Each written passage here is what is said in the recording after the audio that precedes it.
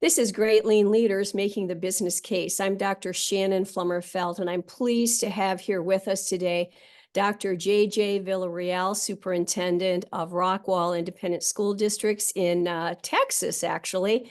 And we call JJ Dr. V sometimes. I know as Flummerfelt, I get called Dr. F a lot as well. But JJ, welcome back. Welcome back, Dr. V. And we're so pleased to have you. Also, I want to mention to our viewers that the first round that you did with me with the interviews was really, really rich. So I look forward to a second round that will be equally rich. But there's a lot of nuggets in what you shared with us last time. So thanks for that. And are you ready to get started? Thank you, Dr. Flummerfeld. Always excited to share and learn at the same time. Very good. Well, listen, we talked about some of the data sets that you use, and I know that you actually have a very clear playbook for how you will go about making decisions, even daily decisions as well as strategic decisions for your organization there. So can you give us some insights just around data-driven decision making? And how important that is? How do you use it? What does that playbook look like for you? I mean, do you go to Gemba? Do you read reports? How do you gather the data? And or do you gather the data? How do you use data-driven decision making? Sure. Thanks for the question. And that's a great question. I would answer it with it depends. If you're in your first year and you are practicing respect for people, you are going to the Gemba, you are identifying areas of success and at the same time areas for improvement. So from a contextual thing, if I was in my first year, I would be at the Gemba, I would be talking to the internal customers, which would be those teachers and administrators, and getting their ideas on what they collectively agree, once you talk to all of them, on what the actual problems are to achieving the goal of academic excellence. And so, the biggest form of waste in public education to me are two things. One is knowledge. If we don't make our people smarter about their work, that's waste. We work really hard and we're really, really busy, but if we're not growing our staff capacity, that's definitely a waste in the organization. And then number two, I have found that job descriptions are powerful, and 80% of the waste that happens in an organization, if you just want to fix 80% of it, make sure people know exactly what their role is in the organization so they can add value for you in that particular role. I have always asked principals, I said, okay, if I walked into a classroom and I asked a teacher to get 100 for your principal, what would you have to do to be successful? And they just look at me, and I challenge the principals to be clear about their goals and their deliverables for their teachers. So we're respecting the teachers so they can align their work accordingly. So that's one context of identification. But I'm 8 years into a great district, a great community, a great board, a great staff, and great kids. And we've been on our journey developing curriculum, developing systems. And our journey really is developed for a 10-month project. In schools, we tend to look outside of 10 months and do 5-year plans and things like that. But for us, we just look at 10 months and then we divide it by 4. I'm an old football coach. So you have your first quarter, second quarter, third quarter, and fourth quarter. And in each quarter of those 10 months, you're doing different things. And so the first quarter for us is identifying students and their academic success from the previous year's benchmarks or end of the year benchmarks, and how summer took a toll on their reading or math or science, whatever that would be. And then we baseline our kids in the beginning of year assessments, just so we can identify their academic need. And then we also identify our new teachers that are in the system. If I have 19% turnover rate like this past year in a teacher shortage, how many of those teachers are brand new? And so we know that their capacity, they need time and training in order to be at the capacity of, let's say, a teacher at 5 years plus. And we know that that can be a gap if we don't address professional development along with whatever gaps we find in student achievement. So we look at that data, we set the system up accordingly, and then we pretty much do common assessments, look at that data by teacher. Um, one neat example that I've seen through data is when you look at professional learning communities or when our third grade teams meet together, if we find that student success rate on the objectives that we taught or are benchmarked, we're consistently the same success rate or not or failure rate. We know it, we're at least collaborating. But when you have, let's say, three teachers that they have the same success rate and one teacher that is an outlier, there's usually some kind of developmental issue in terms of their capacity on instruction and or some kind of social factor that we need to address.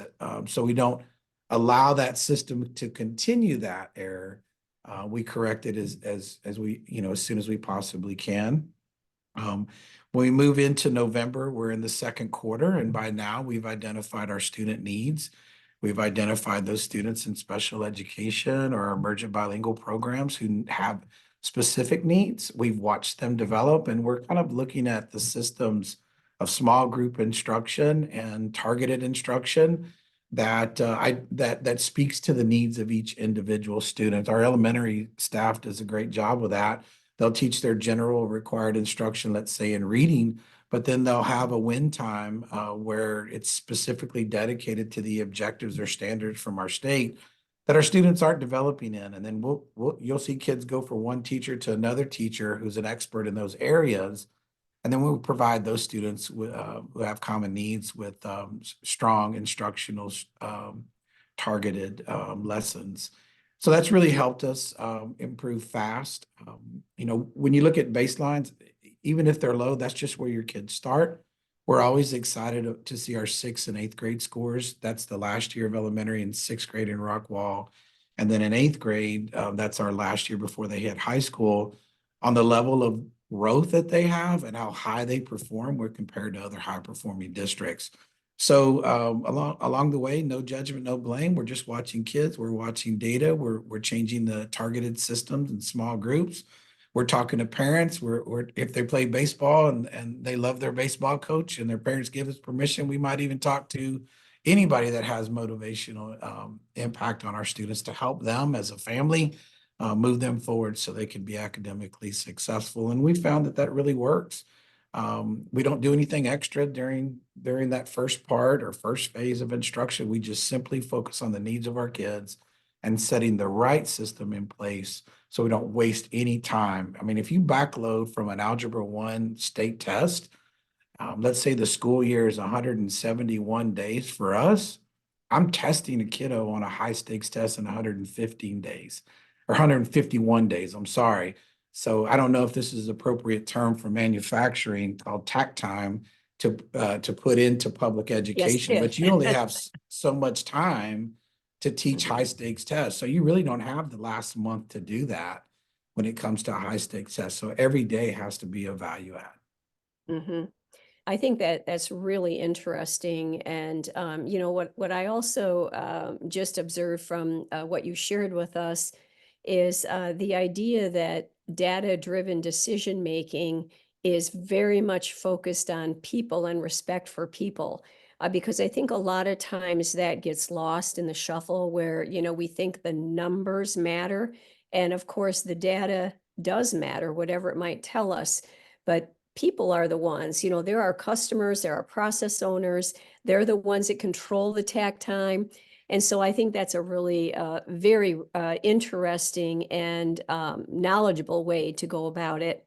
Dr. Funk, can I add one other thing? Yeah, When please. you study the principles of waste elimination, and you create the system with everyone involved to gain clarity on what you're supposed to do, you guard it. And one of the waste techniques of the 8 wastes that I'm familiar with is this unevenness of work. Mhm. And in public education, you can always identify unevenness of work assigned to somebody that can get it done, but they can't keep their main work done, which is educating that student at a high level. So we're very watchful with role clarification to make sure everybody's hair is equally messy at the end of the day. I think that's great. And you know, your comments about job descriptions and roles and what the scope of work is, there is, you know, the work that I've done in consulting, that is such a key starting point before you can really do anything else, many times, because there is such confusion oftentimes in the organization around just who am I? What do I do? You know, what's expected of me? Why am I here? Those basic questions that people need to know.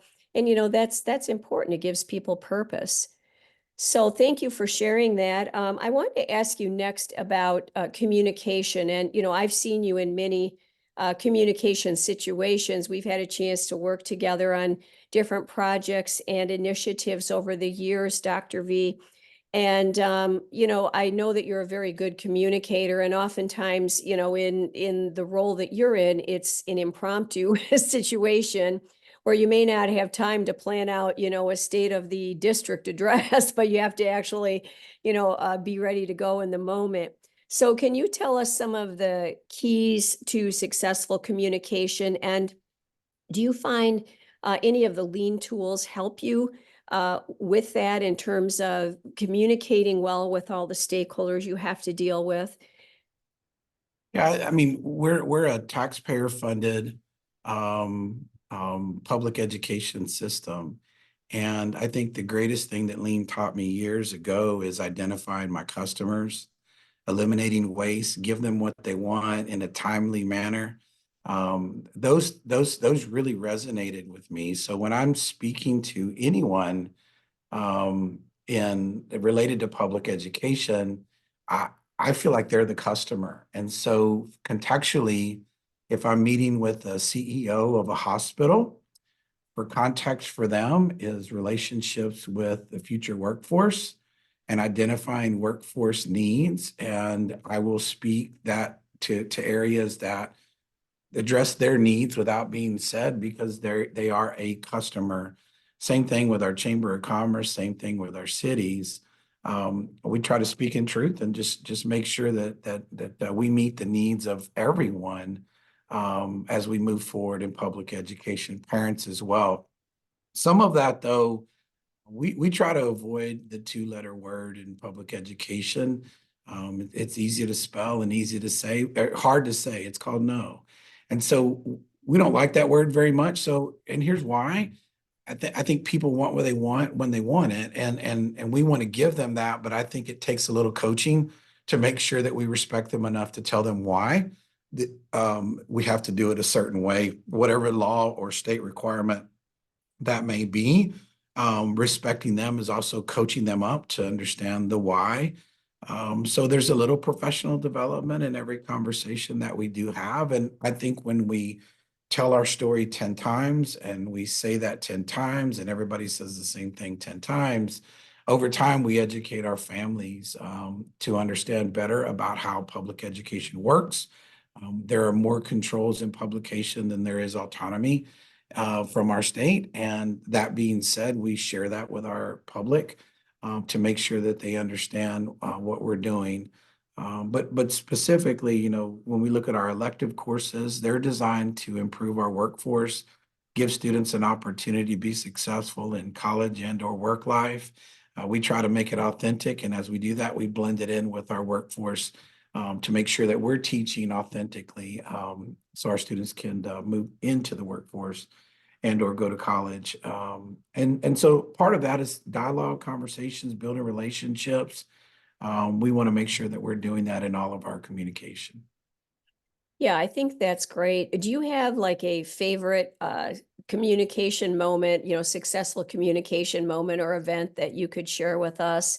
And then maybe on the flip side, one that you had some things to learn from that would give our viewers an insight into how communication has to be mastered. It's not a gift. There's work to do. Well, I mean, you know, if I'm asked to speak and I have not prepared, I have three things that I always tell myself. One is start with gratitude, and then the second one is share a challenge. And then the third one is bring people together with an empowering statement. And that's what's happening in my head during that speech. I'm thanking folks. I'm sharing the challenges of public education and what we have to deal with, but together, one consideration is we all value our children and their success. And I look forward to working with everyone in their particular areas to help kids and staff. So communication, right now we're a fast growth school district. Rockwell ISD will grow 3,000 kids in the next 5 years and 6,500 kids in the next probably 7 to 10. And with that, we have to have a place to educate our children. And so we have, our board has asked us to communicate.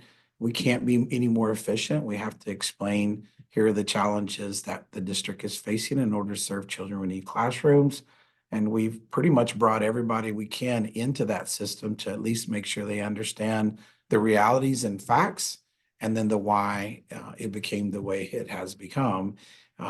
Most districts, I'm sure this is the case for those that are watching this, we don't approve developments. That would be a city or a county that is responsible for developments, let's say of 1,000 homes, but we're going to yield anywhere from a 0.7 kid to 1 kiddo per rooftop.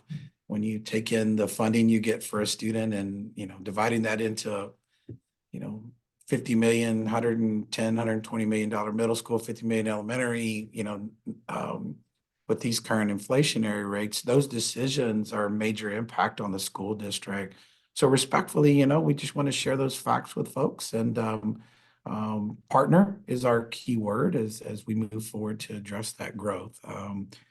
So anyway, those are some of the ways that we try to communicate, but the goal is to make sure that we hit everyone with the same message. And along the way, we'll get feedback from those that are in the audience, again, the customers, and we may add something to provide greater clarity or take something away if it distracts from clarity.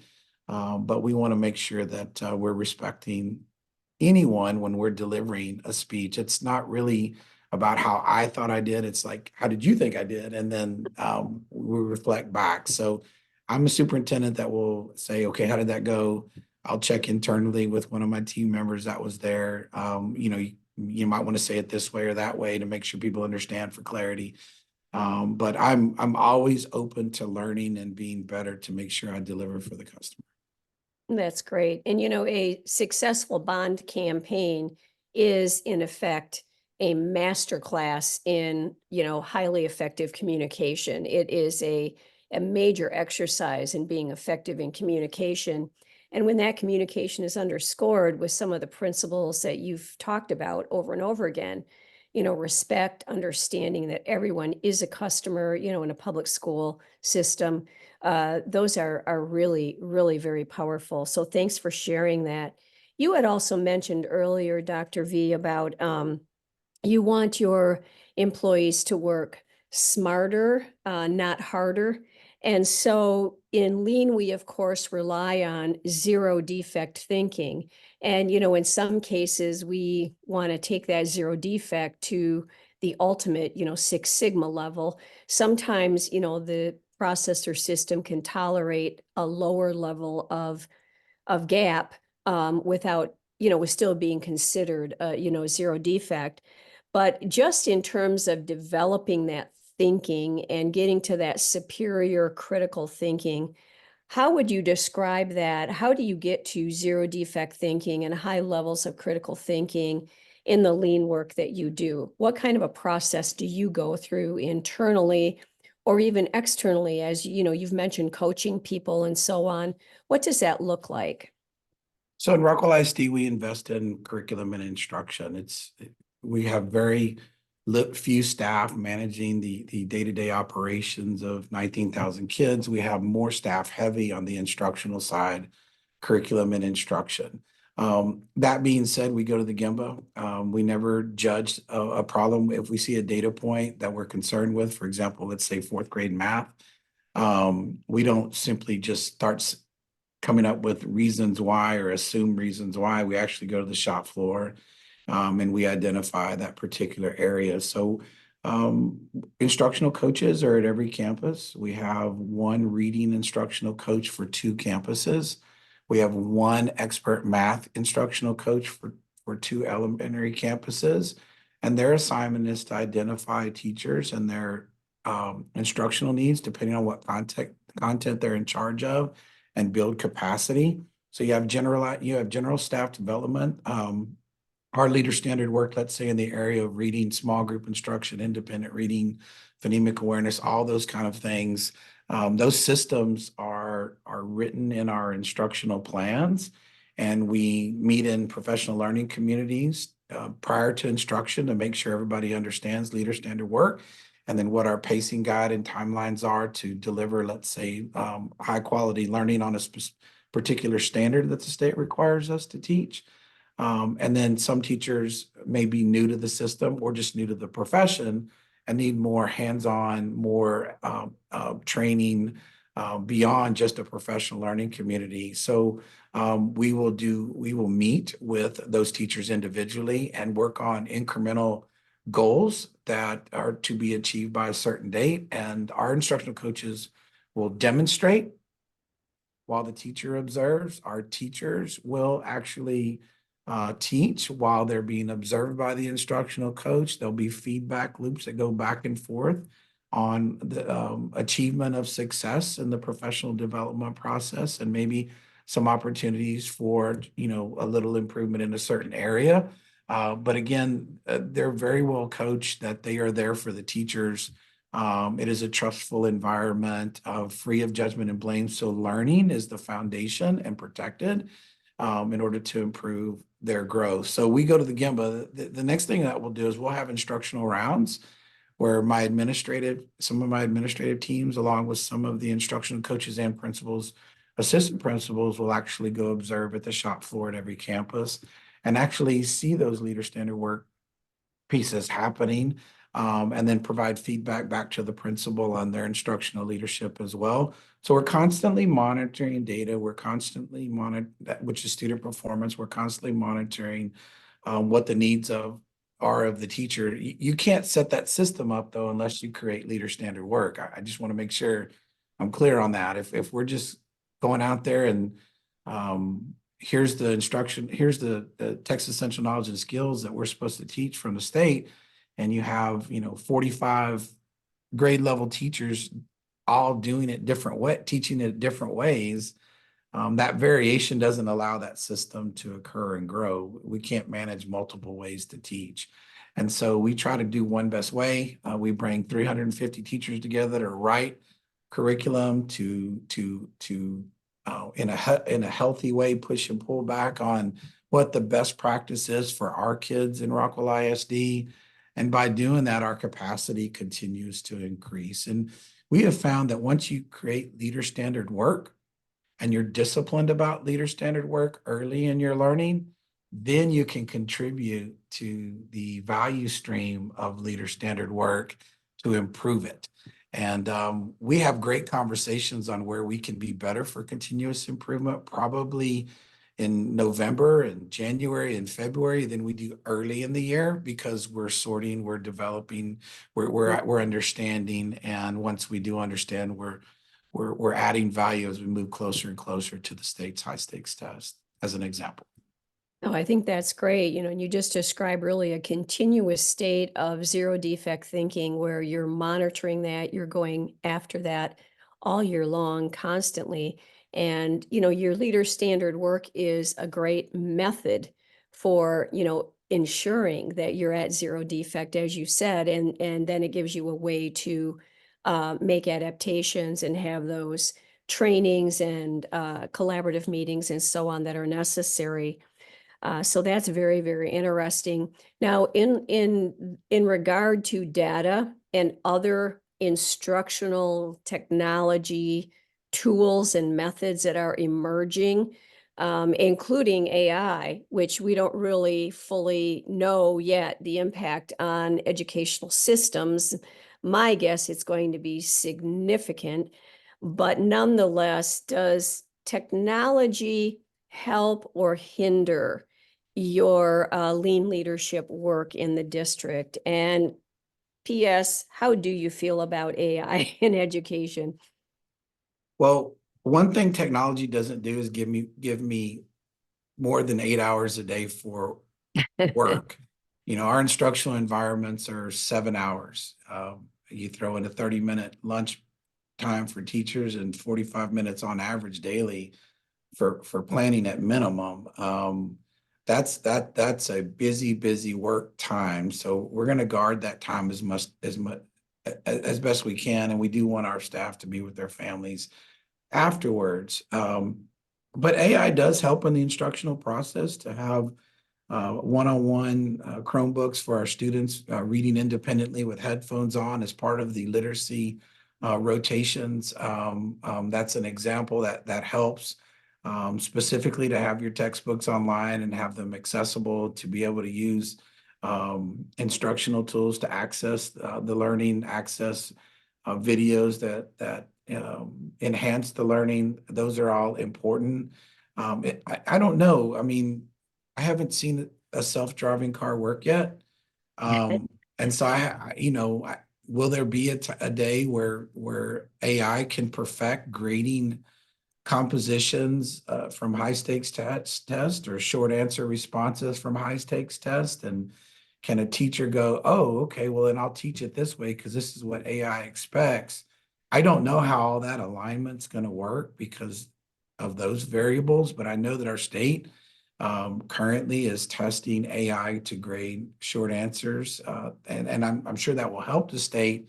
I think where a gap can occur is if the rubric for evaluating students' writing doesn't match the instruction because the instruction tried to match a rubric that is ever changing. And so it just depends. But I do think there are courses that you can take online and it doesn't necessarily require an instructor if you're meeting expectations in certain electives. But the opportunity to teach kiddos to read, to understand math concepts, along with science, I think daily interaction is and face-to-face learning at this age is super important with young people who don't know what life is like before a phone, like some of us. So I think the interaction's good. Yeah, very good. Well, thank you. So, you've talked so much about respect for people and benchmarking and so on. But if I were to ask you, what are your hopes, goals, and visions for your employees, your teams, your instructional teams, all of the, employees in your whole school system, what would it be? What would be some of the untapped potential there that you're hoping for to be developed in the future? Do you have any thoughts on that?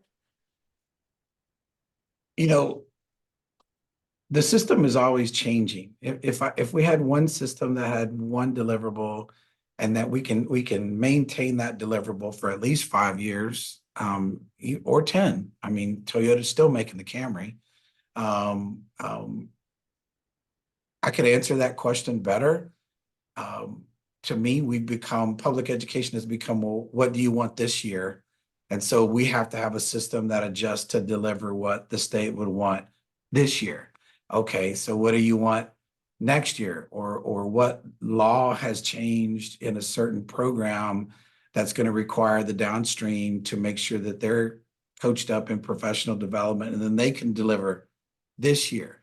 And then so there's always changes in public education. So for me, my hopes and dreams is to remove chaos from our current system Mhm.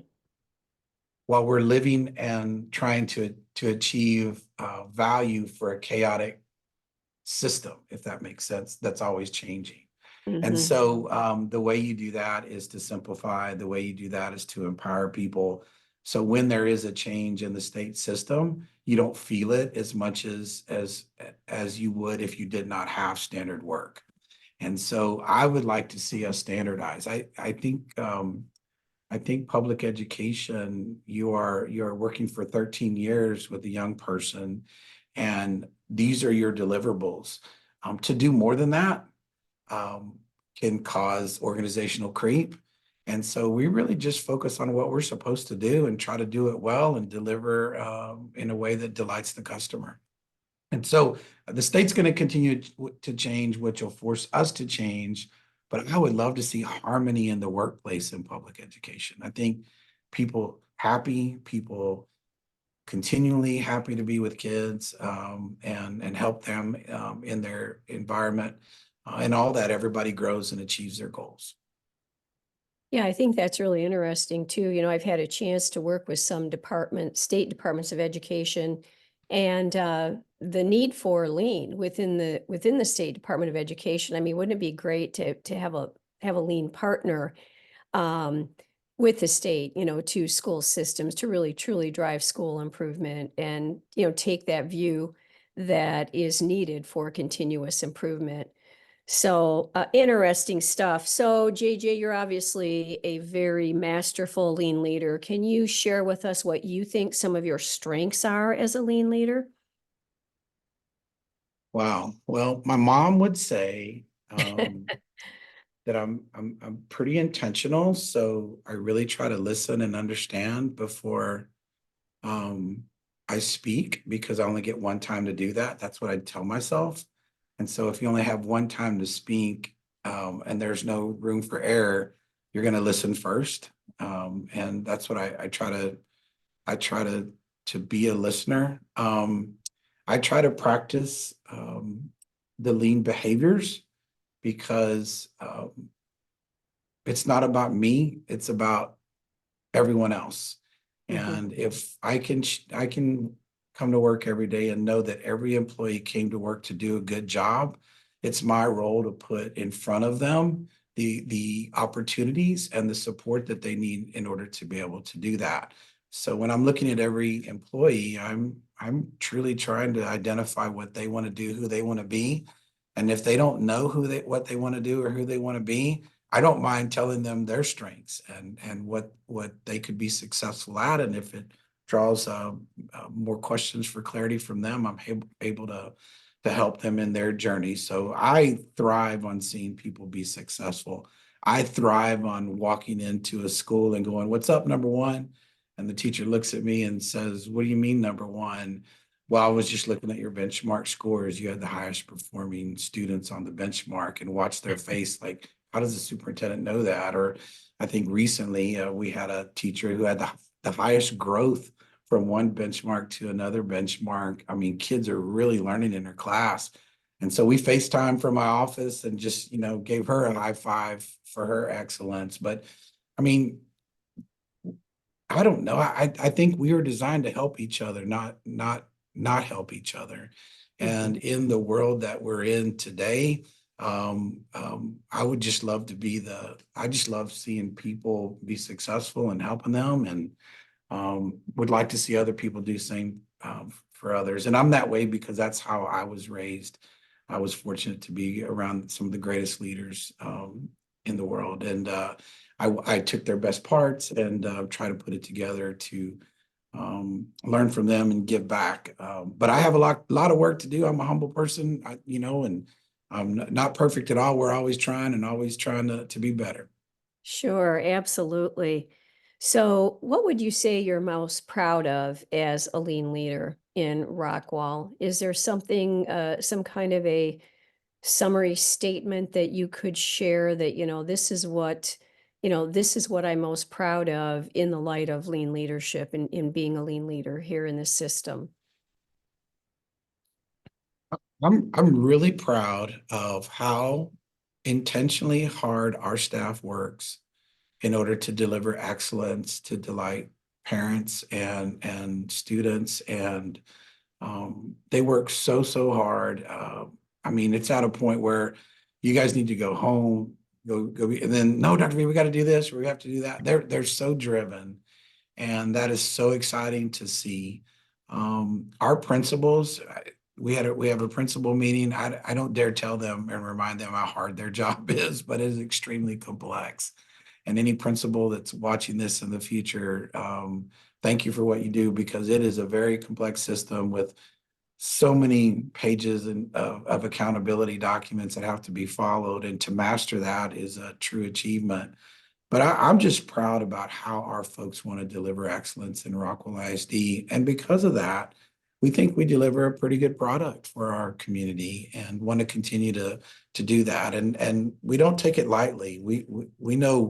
Um, we know it's what have you done lately? And so every year is a first year for us, and we treat it as seriously as the year before. We don't get do-overs with kids, and we want to make sure we're delivering our best. But I'm so proud of how hard our staff works. Yeah, you really have a great team for sure. I've had the pleasure of working with them, and they're phenomenal. Well, on the other hand, you mentioned the changing and ever evolving landscape of public education. Is that what you're most concerned about as a lean leader? Or, what are the things that worry you that present the biggest challenges for you in the work that you do?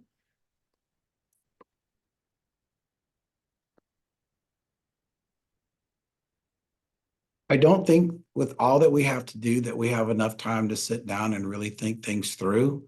And so I see a lot of quick decision making that does not, I mean, there may be a list of educators or administrators, let's say around the state that were on this committee or that committee. I think I don't see that as a rich, uh, I see that as a process that can be spoken to. Yeah, you did involve people, but understanding the decisions that are made and how to deploy them in a downstream, that I think the state turnover rate is probably almost 22 to 23%.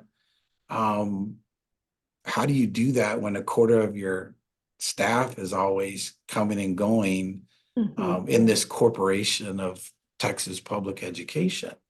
And so it seems so easy in Austin to say we're going to do something, but if it's not sustained and stabilized and always changing, um, I think it presents a ton of chaos to public education that is already under a tremendous amount of stress. And then you have each school or district take high stakes tests and you put a grade on them. And then the next year you work on the different changes that have occurred and then you get graded on that. And I don't know how that's okay, to be honest with you. I don't know how that's respect, to be honest with you. But that is the environment that we're currently in. So the only thing I can think of is making sure that we can manage well what we have control of, and that's our current system in each district, so to speak. Yeah. Yeah, just scoping it for the type of waste that, that, like you say, you can work with. So your typical barriers in a day, you mentioned, the constraints of time, which are incredible in education. The buses don't stop running, the kids don't stop coming, the teachers don't stop teaching. It is a fixed schedule that you can't, it never stops. But what would you say would be when start your day? What are typical barriers that you're thinking about for that day? That you'd say, okay, I've got to get after this. How does that work for you? What are some of those barriers? Um, yeah, I typically try to find the barriers 6 months before I'm supposed to see the barriers. And so I have a big rocks ideas in my head list of things that I need to get out in front of. And I spend my time, I'm an old coach. Before you played an opponent on Friday night, you always studied film and you looked at your opponent and what they're good at and what their strengths are and how can you strategize to score a touchdown and or stop them for scoring a touchdown. I read, and I study the state and other districts. I think it's my responsibility to be out in front so I can protect our current system. So in a timely way, we're delivering what other districts may be dealing with 6 months prior to us. So I have a big rocks checklist in my head for the fall, then I'll have one for the spring in anticipation. Um, Specifically though, let's say today, big rocks, what's coming in the next 2 weeks? What's a potential issue that that can be seen and heard, and what do we need to do to get out in front of that. Those are the things that we would work on that are, and then they're dynamic too. So you can only do your best to get out in front of it, but you can't predict the actual event that it will occur, so to speak. So Monday, and if you go to Mondays, today's cabinet, and so I have a list of tasks that our different cabinet teams will go and accomplish, and I pretty much get out of their way and facilitate their learning along the day or the week and help them. Sometimes you have stacked issues. I call it stacking, when you have multiple issues at one time and they all have a deadline. And so those can be a challenge, and sometimes you just got to clear the work and then manage those timeline issues. Again, always trying to maintain harmony so kiddos can learn. I think that's just the foundation of learning, psychological safety for everyone. And so the sooner you can remedy issues, the better. That's great. So, in the last interview, we talked about the power of mentoring and people who helped you to believe in yourself, to become a great lean leader, and so on. Is there, if you could describe best practice for a lean leader, is there someone who you can think about in your mind's eye that does that, and think about what is it that happens on a daily basis with that person's practice? Or just theoretically, what does that look like to you? I mean, you're obviously a master, but as you said, there's always challenges and gaps and critical thinking and zero defect thinking going on. But that ideal lean leader, how would you describe that person? From a mentor standpoint of a lean leader receiving mentorship or being a mentor for someone else? No, just in terms of what does that lean leader do? What do they model? What does that look like? The Um, portrait of that person, what does that portrait look like? yeah, I think a great lean leader understands what the deliverables are first. Um, and again, it's a 10-month project. So in order to get 100 in that project for the community, these things have to occur. Same thing for your internal staff. Same thing for your students, and depending on what departments they're operating in. And once those are determined, then the system works backwards on what it can do to deliver that. So I think a great leader knows what the deliverables are. I think the great leader does a great job of helping folks come together to identify problems. Sometimes I'll be in meeting where there's a lot of words, and I'll try to listen to a lot of words. And then maybe my question is, can anybody tell me what the problem is?